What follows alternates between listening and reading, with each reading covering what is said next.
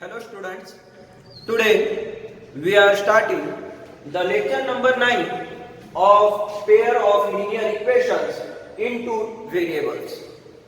In previous lecture we have started the exercise 3.4 and we have completed first question. Now today we have to start the second number question. So what is second number question? Form a pair of linear equations in following problems. Form a pair of linear equations in following problems.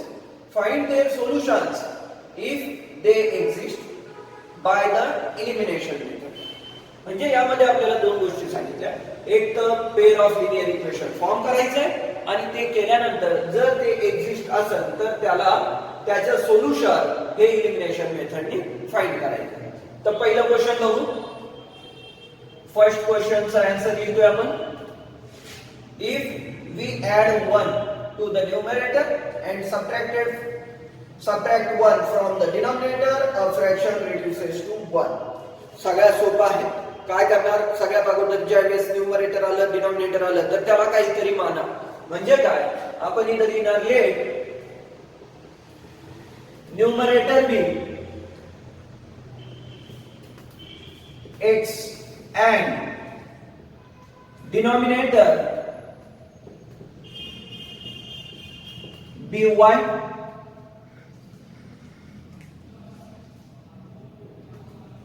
Therefore fraction becomes काय होईल? Fraction numerator x आहे आणि denominator y आहे तर आपल्याला fraction x upon y भेटले. आता आपल्याला कंडिशन दिले तर इथे लिहिणार according to given condition. Given म्हणा किंवा फर्स्ट कंडिशन म्हणा, दोन कंडिशन दिले त्यामुळे फर्स्ट आणि सेकंड लिहू आपण. तर काय आहे पहिली कंडिशन?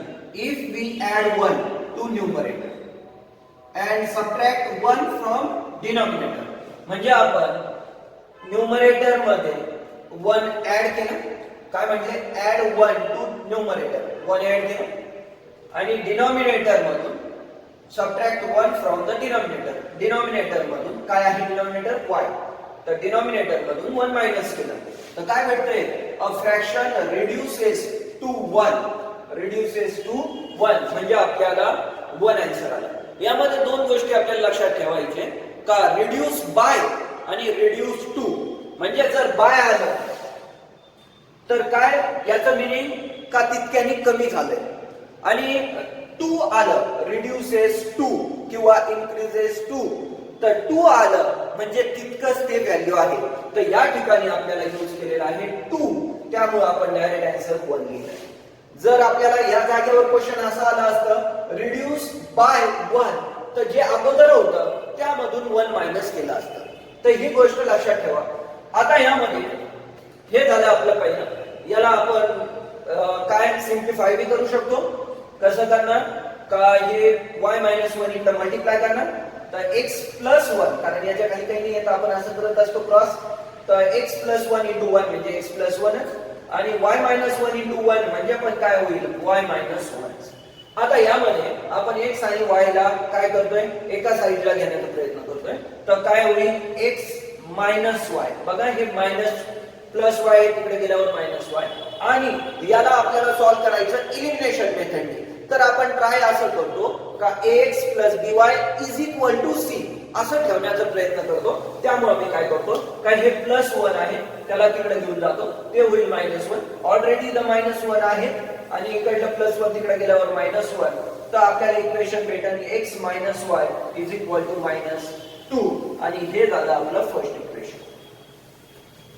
आता सिमिलरली काय म्हणणार? आता हे झाली पहिली कंडिशन. आता दुसरी कंडिशन पण आहे. बघा काय म्हणतायत? It becomes 1/2. इट बिकम्स 1/2 म्हणजे काय? अ फ्रॅक्शन बिकम्स 1/2 कधी? If we add 1 to the denominator. जर आपण डिनॉमिनेटर मध्ये 1 ऍड केलं तर फ्रॅक्शन काय होईल? 1/2. न्यूमरेटर बद्दल काहीच बोलले नाही. याचं मीनिंग काय? का आता आपण अगोदर लिहू according to second condition. According to second condition. काय आहे ती सेकंड कंडिशन? त्यांनी काय सांगितलं का इट बिकम्स 1/2. इट बिकम 1/2 म्हणजे काय? Fraction become 1/2. पण कधी? ज्या वेळेस if we add 1 to the denominator, म्हणजे न्यूमरेटर x होता अगोदर तर x ठेवले आणि डिनॉमिनेटर काय झालं y मायनस 1. क्लिअर आहे?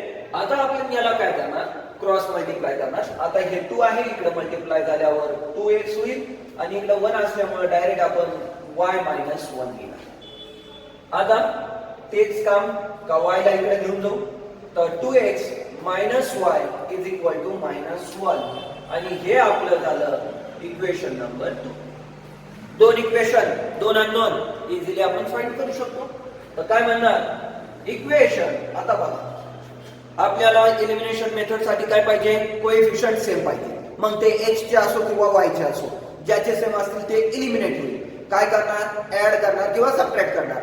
ऍड कधी करणार? अपोजिट साइन असतील तर ऍड करणार, सेम साइन असतील तर सबट्रॅक्ट करणार. तर आता या ठिकाणी मी बघितलंय x minus y is equal to minus 2, 2x minus y is equal to minus 1. या ठिकाणी x चं कोएफिशिएंट 1, या ठिकाणी x चं कोएफिशिएंट 2. तर काय करावं लागेल? एक तर इक्वेशन 1 ला आपल्याला 2 ने मल्टिप्लाय करावं लागेल. तर काय होईल? 2x minus 2y is equal to minus 4.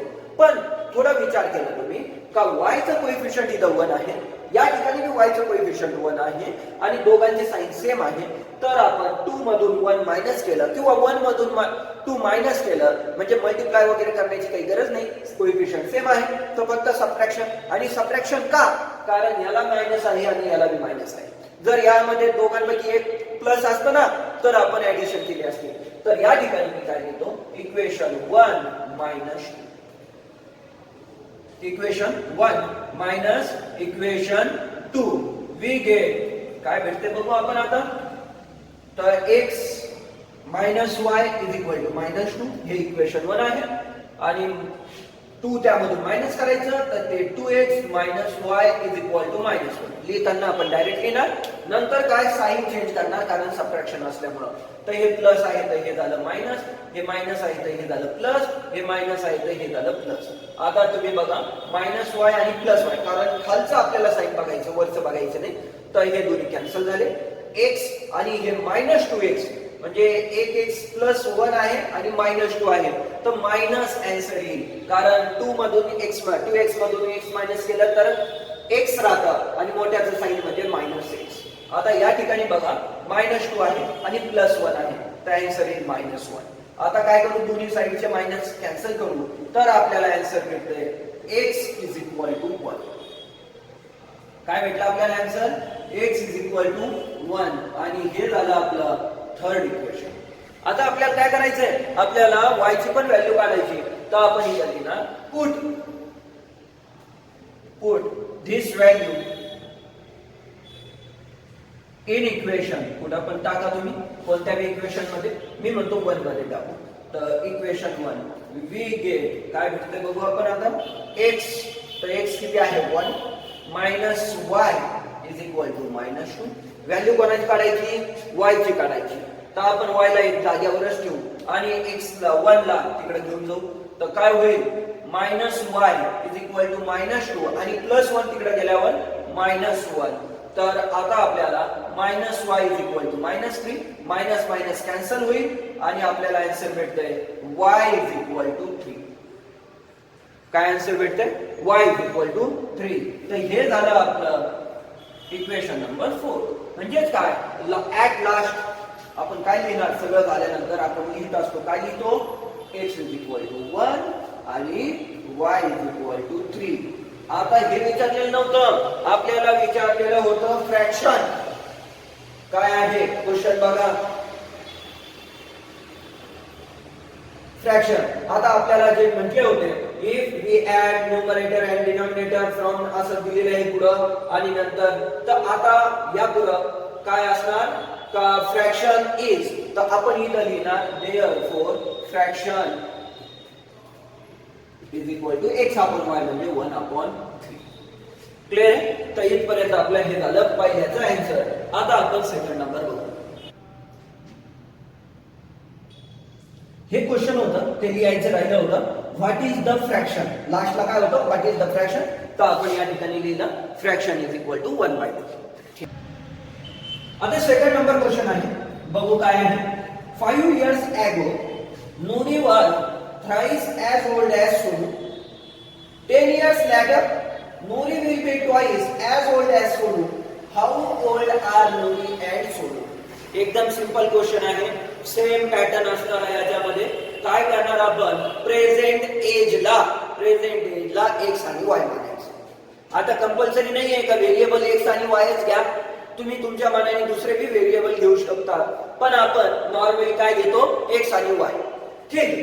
तर आता आपल्याला काय करायचं, तर पहिलं स्टेटमेंट ज्या वेळेस की वर्ल्ड प्रॉब्लेम मध्ये जे इयर्सचा प्रॉब्लेम असणार म्हणजे एजचा प्रॉब्लेम असणार, त्या केसमध्ये पहिलं स्टेटमेंट आपण ठेवणार, let current age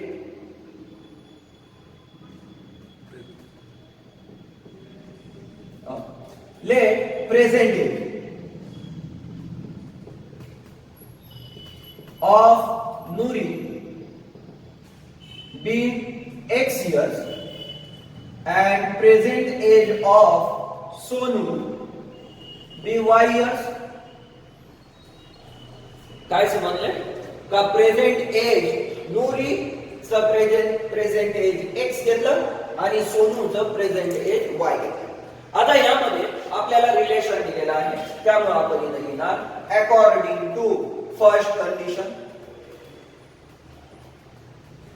according to first condition काय आहे बघा, फर्स्ट कंडिशन मध्ये Noori was thrice as old as Sonu, म्हणजे नूरीचं एज जे आहे ते एक्स आहे आणि was thrice as old as Sonu, पण कधी 5 years ago, तर हे फार महत्वाचं आहे. तर यामध्ये दोन ऑप्शन आपल्याला, अगोदर आपण असं घेऊ शकतो का 5 years ago the age of Nuri was x minus 5 and दुसऱ्यासाठी सोनूसाठी काही y minus 5. तर ते तुम्ही एक स्टेटमेंट लिहू शकता किंवा डायरेक्ट तुम्ही असं लिहू शकता का 5 वर्षा अगोदर काय असणार, का प्रेझेंट एज x आहे तर 5 वर्षा अगोदर x minus 5. ठीक आहे, पहिलं क्वेश्चन आहे त्यामुळे मी काय करतो, लिहितो इथं, म्हणजे काय होईल आपल्याला समजायला सोपं होईल. तर इथं लिहिणार आपण अकॉर्डिंग टू फर्स्ट कंडिशनच घेऊ.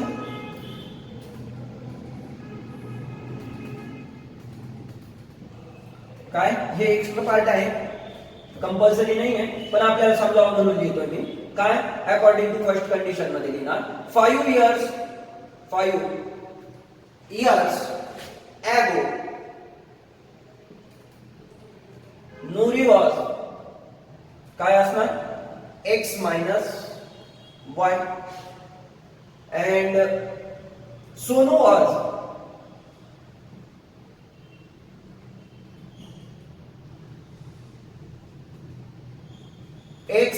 y minus 5 years. तर मग काय येणार, देअरफॉर काय कंडिशन सांगितली, Nuri was thrice as old as Sonu. Thrice means 3 times the y minus 5.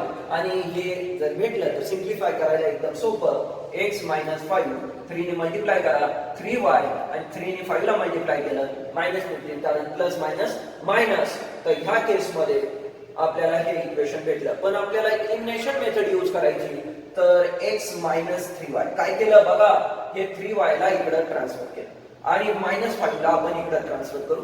तर काय होईल, -15 ऑलरेडी आहेत आणि -5 तिकडे गेल्यावर +5, तर हे इक्वेशन भेटलं x minus 3y is equal to -10. एक इक्वेशन भेटलं आपल्याला, याला नंबर 1 म्हणू. आता नंतर अकॉर्डिंग टू सेकंड कंडिशन काय भेटते बघा सेकंड कंडिशन मध्ये. आता नंतर काय म्हणतात, 10 years later यामध्ये फॉर मिनिंग आहे, तर after 10 years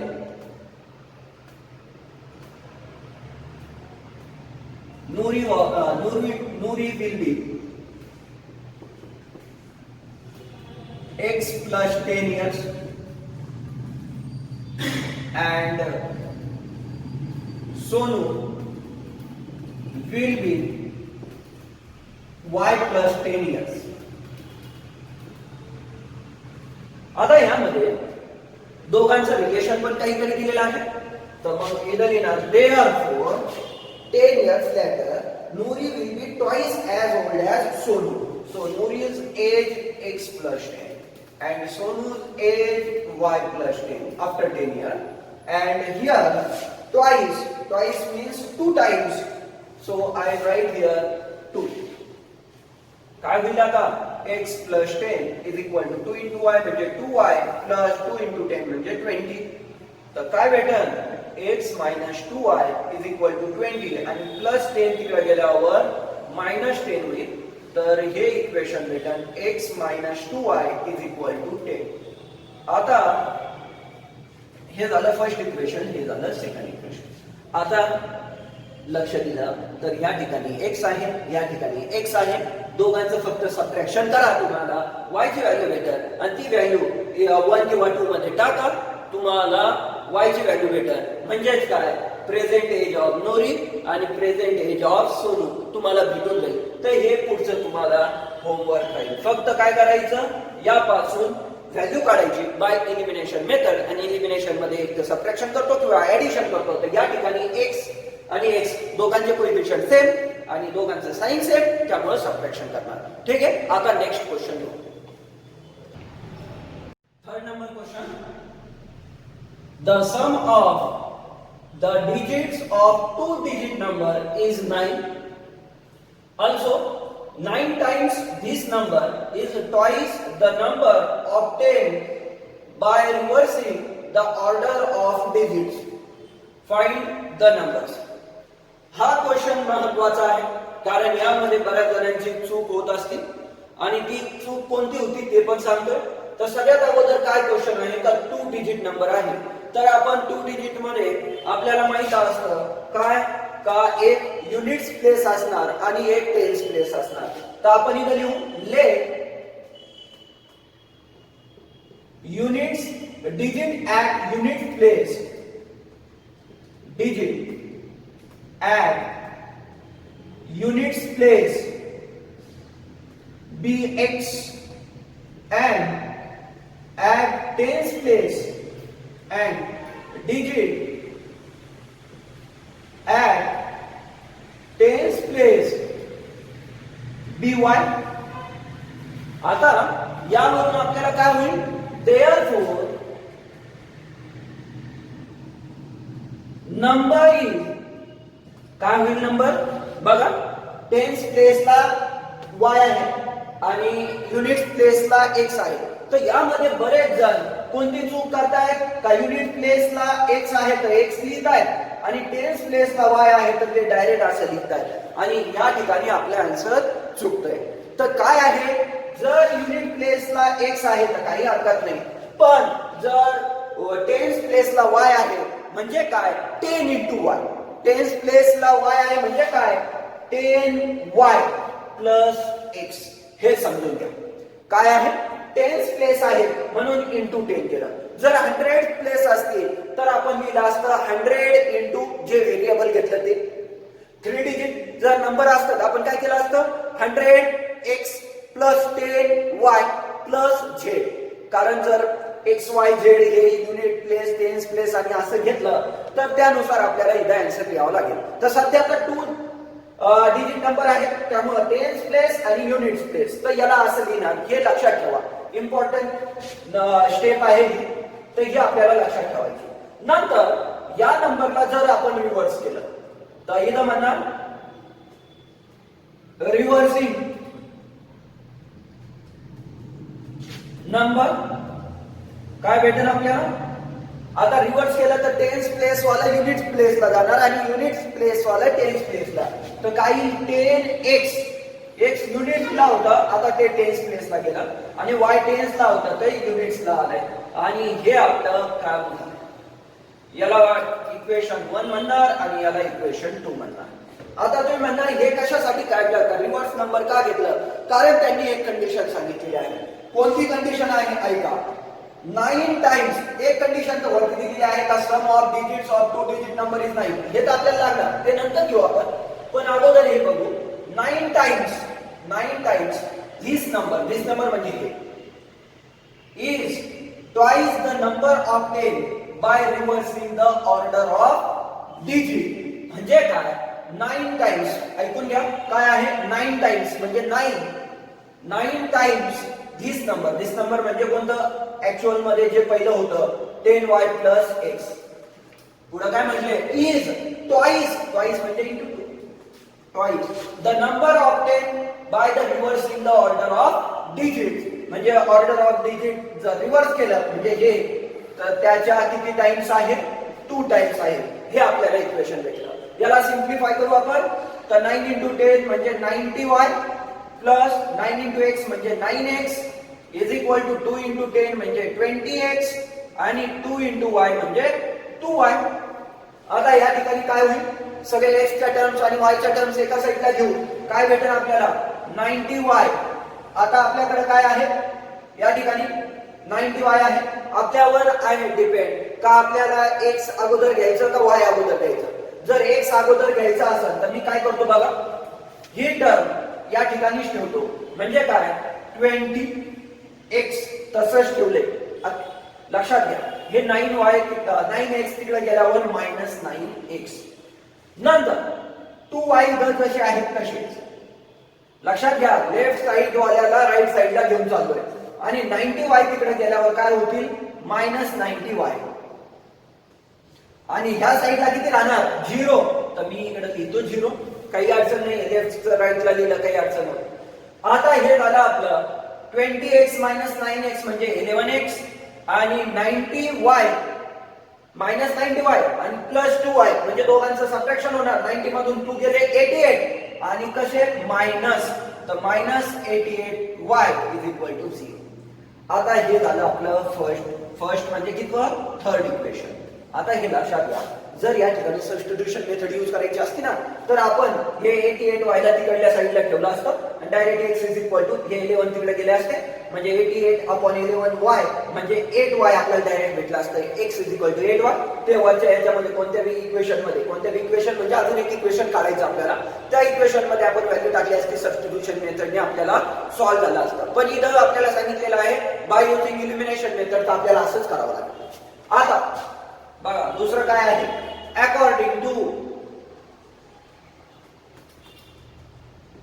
according to second condition. काय आहे सेकंड कंडिशन किंवा अनदर कंडिशन? इथं आपण लिहू अकॉर्डिंग टू गिवन कंडिशन.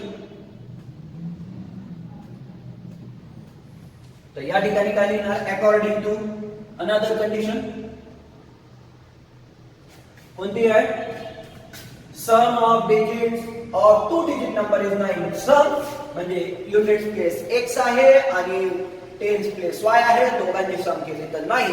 आणि हे आपल्याला इक्वेशन भेटलंय कितव्या नंबरचं? 4 नंबरचं. आता इक्वेशन 3 भेटलं, इक्वेशन 4 भेटले. तर इक्वेशन 4 ला आपण काय करू? जर 11 ने मल्टिप्लाय केलं तर आपल्याला 11x सेम भेटेल. तर आपण इथे लिहू मल्टिप्लाय इक्वेशन 4 बाय 11. बघा या ठिकाणी वी गेट, या ठिकाणी 11 ने मल्टिप्लाय केलं तर 11x plus 11y is equal to 9 into 11 म्हणजे 99.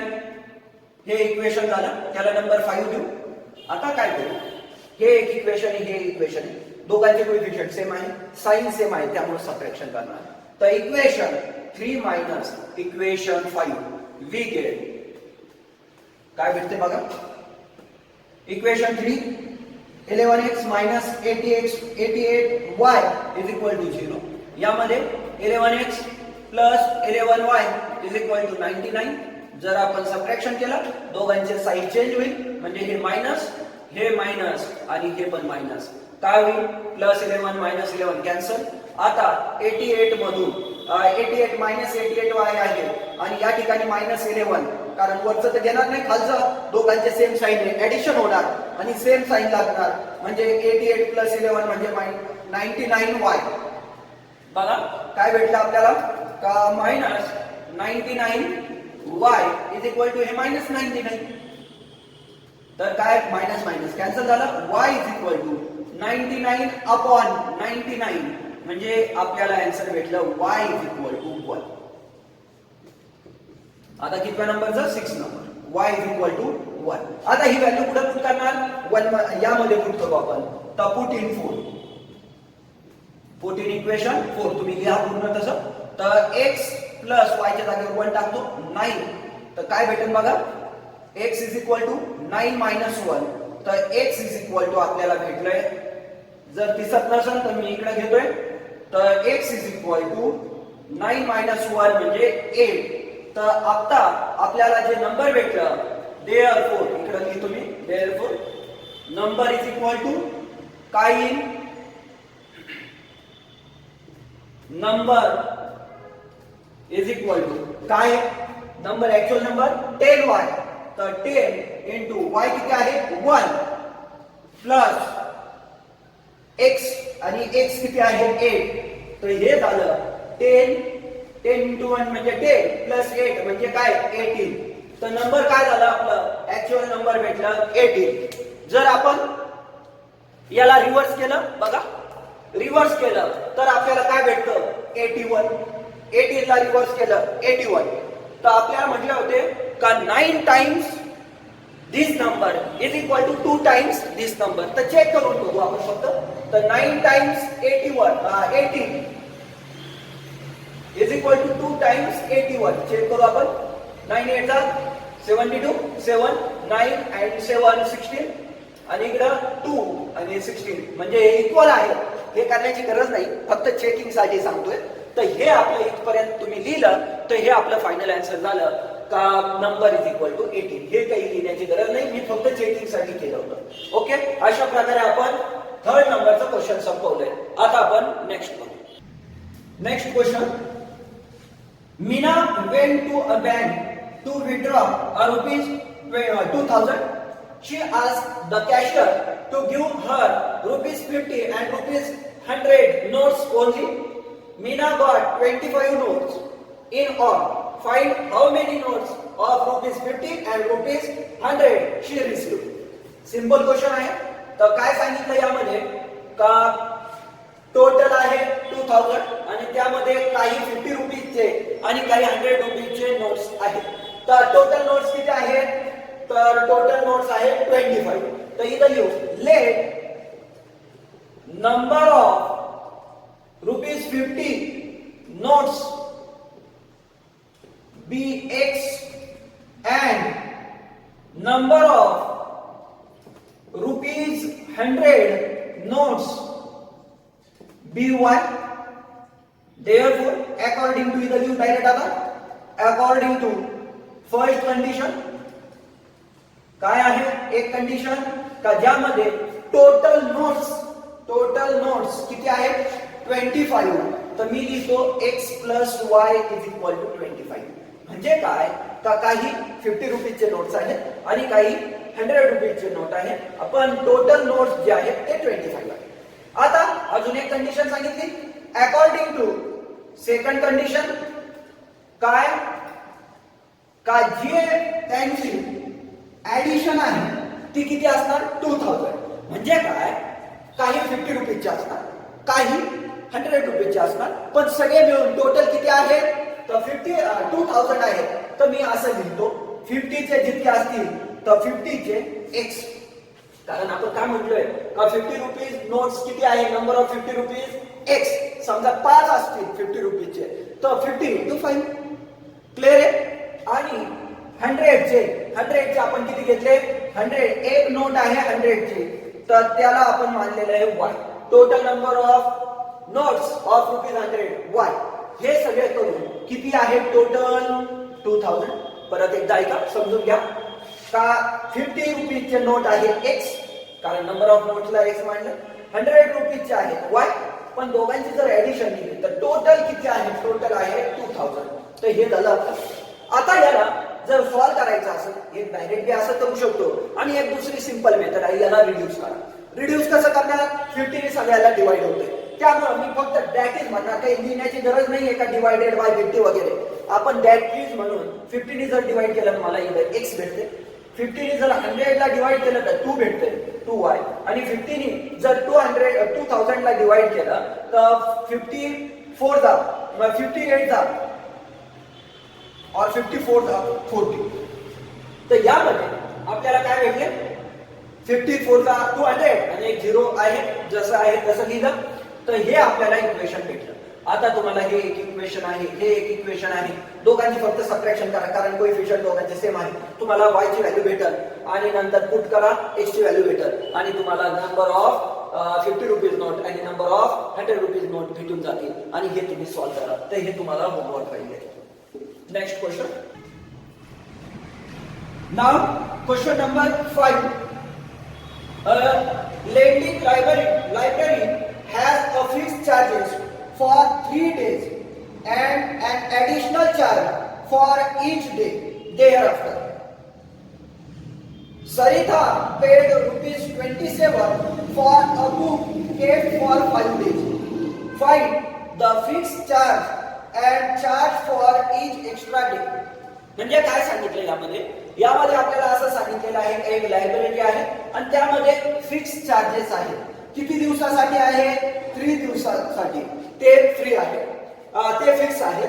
आणि त्यानंतर जे डेज, नंबर ऑफ डेज वाढले तर ऍडिशनल चार्ज असणार for each day thereafter. आता किती पेड केले सरिताने, 27 rupees.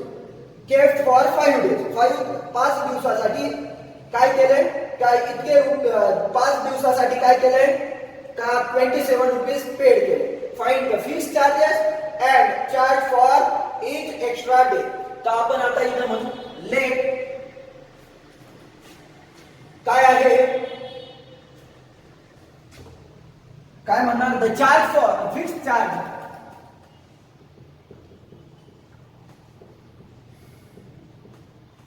B rupees x and charge for extra day ₹1. आता यामध्ये आपल्याला पहिली कंडिशन दिलेली आहे, 27 रुपीज पेड केले 5 डेज साठी. आता मला असं वाटतंय का ह्या क्वेश्चन मध्ये काहीतरी राहिलेलं आहे, आपण एकदा ते चेक करू क्वेश्चन. तर यामध्ये क्वेश्चन आपण अर्धच बघितलंय, आता पूर्ण या ठिकाणी क्वेश्चन लिहिला. तर आपलं तर पहिलं हे फिक्स झालंय. आता यामध्ये काय म्हणणार, पहिली कंडिशन आहे Sarita paid ₹27 for a book kept for 7 days. तर या ठिकाणी 7 दिवसासाठी किती रुपीज पेड केले का 27. तर फिक्स चार्जेस किती दिवसासाठी आहे, फॉर 3 डेज, हे फिक्स चार्जेस आहे. तर आता टोटल डेज किती, 7 दिवसासाठी, 7 डेज साठी 27 रुपीज. तर 7 डेज साठी तर मी असं लिहू शकतो का, x + 4y = 27. आता बऱ्याच जणांना प्रश्न पडेल 4 कुठून आले. तर यामध्ये x म्हणजे काय आहे, 3 दिवसाचे फिक्स चार्जेस. तर 3 दिवस या ठिकाणी गेले आणि हे 4 दिवस, 3 + 4 म्हणजे झाले 7. तर हे 7 डेज क्लिअर आहे. तर 7 डेज साठी किती रुपये लागले, 27. तर हे आपले इक्वेशन 5 झाले. दुसरा बघा, आता इथं लिहू आपण अकॉर्डिंग टू फर्स्ट कंडिशन. आता इथं लिहितो अकॉर्डिंग टू सेकंड कंडिशन. काय आहे सेकंड बघा, while sushi paid ₹21 for the book she kept for 5 days. आता 5 डेज साठी किती रुपये पेड केले, 21. 5 डेज साठी त्यामधलं x म्हणजे 3 डेज आहे आणि अजून किती राहिले, 2, कारण 3 + 2 म्हणजे 5. तर 5 डेजचं असं लिहिलं. हे आपलं दुसरं इक्वेशन झालं. 2 इक्वेशन भेटले. इथे आपण आता कोएफिशियंट पण सेम आहे, फक्त सबट्रॅक्शन करा, तुम्हाला x आणि y ची व्हॅल्यू भेटेल. म्हणजे फिक्स चार्जेस भेटतील आणि चार्ज फॉर एक्स्ट्रा डेज भेटतील. हे परत आहे का 7 डेज साठी. तर इथं 3 डेज आहे, तर त्यामुळे x म्हणजे काय, 3 डेज साठी आणि +4y म्हणजे 4. 3 + 4 म्हणजे 7 डेज आणि या ठिकाणी 5 डेज साठी कसं लिहिलं 3, कारण 3 डेज साठी x आहे आणि 2 डेज म्हणजे 5 डेज झाले ते 21. अशा प्रकारे आपली एक्सरसाइज 3.4 संपली. आता नेक्स्ट लेक्चर मध्ये आपण नेक्स्ट एक्सरसाइज स्टार्ट करू. थँक्यू.